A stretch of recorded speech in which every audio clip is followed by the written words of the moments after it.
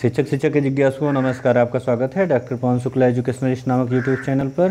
आप जानते हैं कि हम लोग एजुकेशन की चर्चा यहाँ कर रहे हैं और चर्चा का क्रम इस समय हम आज जो नए प्रकरण की ओर बढ़ रहे हैं। आज का जो हमारा प्रकरण है वह है मेजरमेंट एंड इवेल्युएशन।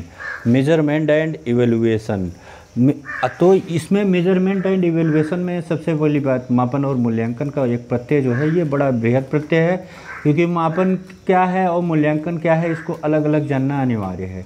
मूल्यांकन गुणवत्तापूर्ण होता है और मापन जो होता है वह आंकिक होता है, उसमें अंकों का ज्ञान होता है। तो जो मापन है और जो मूल्यांकन है दोनों संदर्भों में आप देखेंगे तो मापन एक गुण की बात करता है और मूल्यांकन बात करता है मूल्यों की, कि किस तरह से मूल्यों का निर्माण किया जाता है। तो यहाँ हम बात करते हैं पहले मेजरमेंट की, यानी मापन की बात करते हैं। मापन जिसमें आंकिक मानों को दिया जाता है। और मेजरमेंट कैसे किया जाता है, किन विधियों के द्वारा किया जाता है।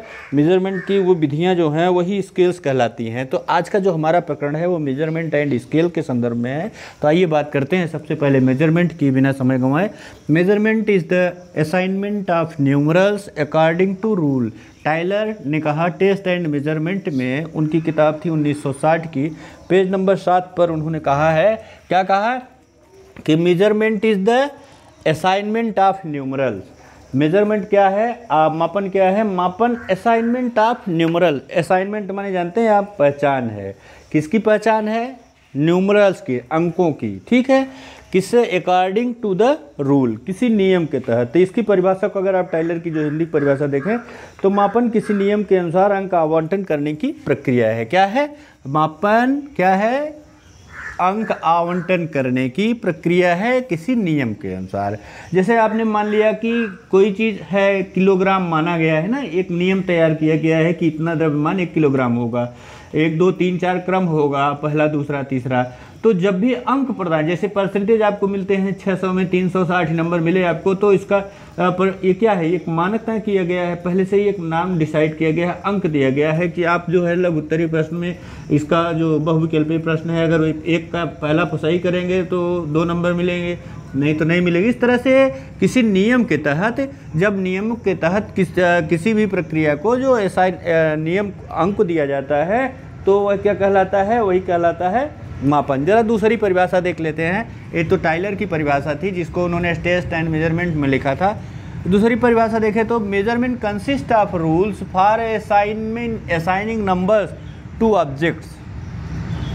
क्या है, मापन क्या है, consist of rules, consist of rules, ये नियमों का एक समुच्चय है। For assigning numbers to object, किसी जो प्रत्यय है, तथ्य है, उसको नंबर देने के लिए सच ए वे, एक ऐसे रास्ते से, टू रिप्रेजेंट, जिसके द्वारा प्रकट होता हो, क्वांटिटी ऑफ एट्रीब्यूट्स, जिसके द्वारा, ये ननली की परिभाषा है, ननली की, जिसमें इंट्रोडक्शन टू साइकोलॉजिकल मेजरमेंट उन्होंने 1970 में ये परिभाषा पेज नंबर 7 पे दी थी। तो ननली ने कहा कि वस्तुओं को किसी नियम के अनुसार, वस्तुओं को, ऑब्जेक्ट्स को किसी नियम के अनुसार, रूल्स के, ऑब्जेक्ट को किसी नियम के अनुसार अंक प्रदान करने की ऐसी प्रक्रिया को मापन कहा जाता है, जिससे कि उसके गुणों का मापन किया जा सके, जिसके उसको गुणों का प्रकटीकरण हो सके। यहाँ मात्रा का पता चल रहा है। ये अब देखिए 2 परिभाषाएं आपको दी गई, दोनों परिभाषाएं से आपको क्या ज्ञात होगा कि जो मापन है वह बेसिकली एक अंक ऐसी प्रक्रिया है जो किसी भी वस्तु के गुण धर्म को, शील गुणों को अंक प्रदान करने की प्रक्रिया है। अब ये जो अंक प्रदान करने की प्रक्रिया है, यह अंक प्रदान की प्रक्रिया 4 विधियों पर चलती है। मापन की 4 विधियां हैं, जिसे स्केल्स भी कहा जाता है। ये मापन की 4 विधियां NOIR के नाम से मैंने याद किया था, आपको बता रहा हूँ। N for nominal scale, O for ordinal scale, I for interval scale और R फॉर रेशियो स्केल। अब यहाँ मापन के संदर्भ में इतना ही जान लेना आपके लिए आवश्यक है कि मापन है क्या। मापन किसी भी नियम के अनुसार वस्तुओं को या वस्तुओं के गुणों को अंक प्रदान करने की प्रक्रिया है। अब देखते हैं कि जो मापन की विधियाँ हैं, मापन की 4 विधियाँ हैं, 1 2 3 4। NOIR, नामित मापनी, क्रमित मापनी, अंतराल मापनी, अनुपातिक मापनी। ये रेशियो स्टैटिक क्या है इसके बाद देखेंगे आप, इसको बाद में समझिए। पहले देखिए ये एन फॉर क्या होता है, एन फॉर होता है नॉमिनल स्केल या क्लासिफिकेटरी मेजरमेंट। जब जो है गुणों के आधार पर समूह में तथ्यों का वर्गीकरण किया जाता है तो यह नॉमिनल स्केल कहलाता है। गुणों के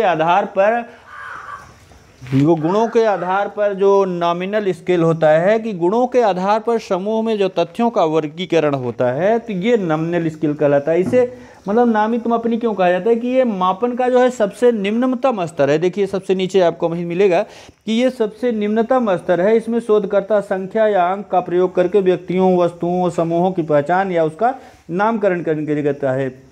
यह एकदम सरल मापन है जिसके द्वारा वस्तुओं का केवल गुणों के आधार पर समूह में तथ्यों का वर्गीकरण किया जाता है। जैसे कि आप उदाहरण दे लें तो व्यक्तियों को पुरुष या महिला के वर्ग में बांटा जाता है, विद्यार्थियों को कला वर्ग, विज्ञान वर्ग, वाणिज्य वर्ग, तमाम और कक्षाओं को प्राथमिक, माध्यमिक, उच्च स्तर की कक्षाएं, स्नातक की, परास्नातक की।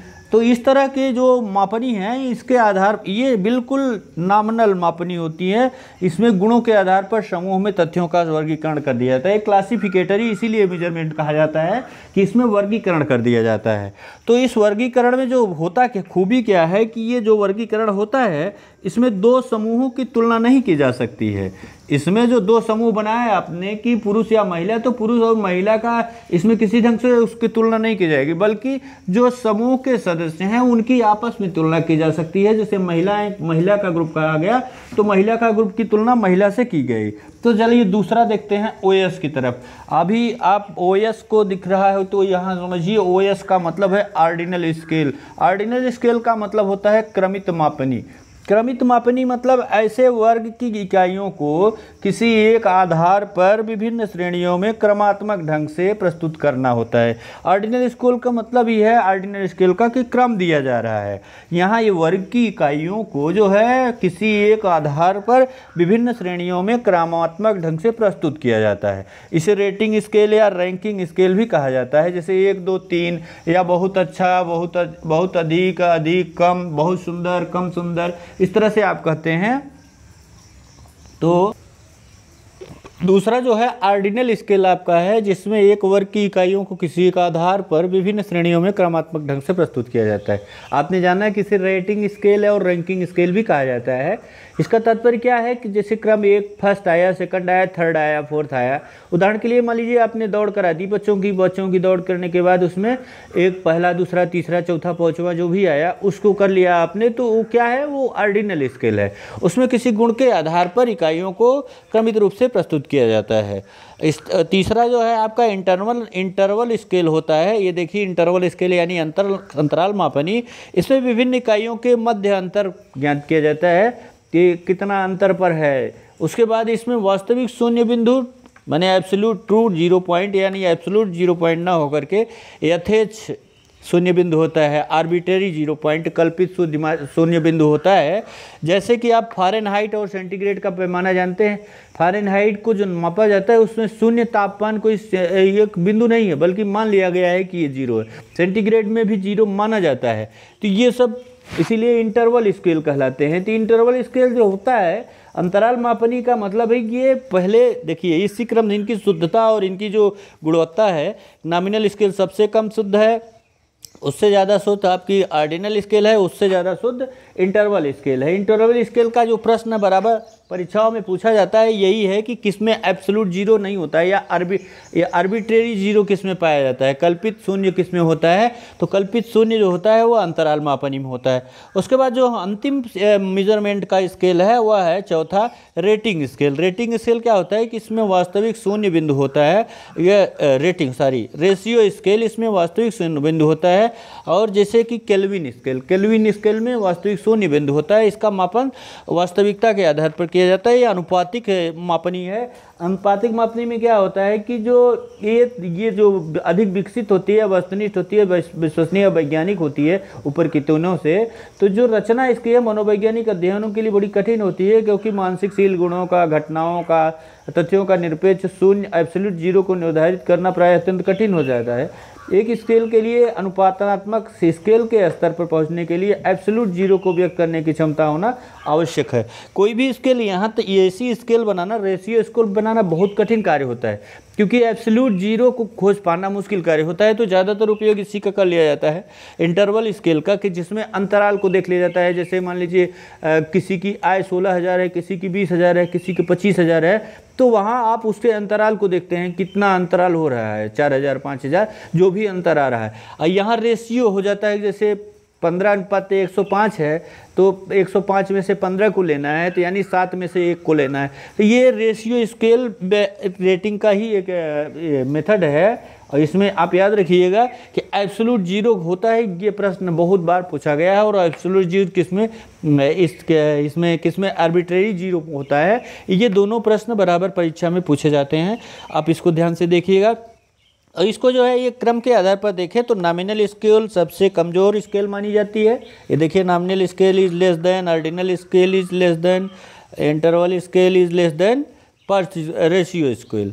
तो ये जो क्रम दिया गया आपको कि रैंक जो रेशियो स्केल है ये सबसे अच्छी स्केल है। और इसमें जो सांख्यिकियों का प्रयोग होता है, इसको देखें तो जो आपकी नॉमिनल स्केल होती है वो बहुत ही नॉर्मल होती है, इसलिए इसमें बारंबारता का, प्रतिशत का, अनुपात का और मोड का माने बहुलक का प्रयोग किया जाता है। जो आपकी अनुपातिक क्रमिक मापनी होती है ऑर्डिनल स्केल, इसमें मीडियन का, परसेंटाइल यानी प्रतिशतक का और कोरिलेशन यानी सहसंबंध का प्रयोग किया जाता है। जो तीसरी आपकी है इंटरवल स्केल, इंटरवल स्केल में आप मीन का प्रयोग करते हैं, मानक विचलन एसडी का करते हैं, टी टेस्ट का करते हैं और एफ टेस्ट का करते हैं। इसके बाद जो है जो आपकी अनुपातिक मापनी है वह क्योंकि एब्सोल्यूट जीरो है, उसमें आप जानते हैं कि जो अनुपातिक मापनी है उसमें एब्सोल्यूट जीरो होता है ना। एब्सोल्यूट जीरो होने के लिए इसमें रिसर्च की खूब जो बहुत विधियाँ प्रयोग की जाती है सांख्यिकी की, जो जैसे कोरिलेशन हो गया या फिर और कई उसका जो भी मतलब स्टैंडर्ड स्टैटिस्टिक्स है उसका यूज इसमें किया जाता है। और ये जो तीनों हैं, ये जो आप देख रहे हैं चारों का चारों एक क्रम से आगे बढ़ती हैं। ये सबसे कमज़ोर, उससे अधिक अच्छी, उससे अधिक इंटरवल, उससे अधिक रेशियो स्केल। तो इस तरह से आपने इस वीडियो में मेजरमेंट एंड स्केल के बारे में देखा, मापन और मापनी। जो मापन है, मेजरमेंट क्या है, इसको आपने जाना कि इतना जान लीजिए कि मेजरमेंट जो है वह अंक प्रदान करना है किसी गुणों को, और स्केल जो है उस मेजरमेंट का मेथड है वो 4 प्रकार की होती है। मेथड 4 प्रकार की होती है। तो इस प्रकार से आपने मेजरमेंट एंड स्केल के संदर्भ में आज अध्ययन किया। आप जो भी कहना हो आप आइए कमेंट बॉक्स में, मैं आपको पूर्णतः संतुष्ट करने का प्रयास करूंगा। चैनल लाइक शेयर सब्सक्राइब अवश्य कर लीजिएगा। धन्यवाद, नमस्कार।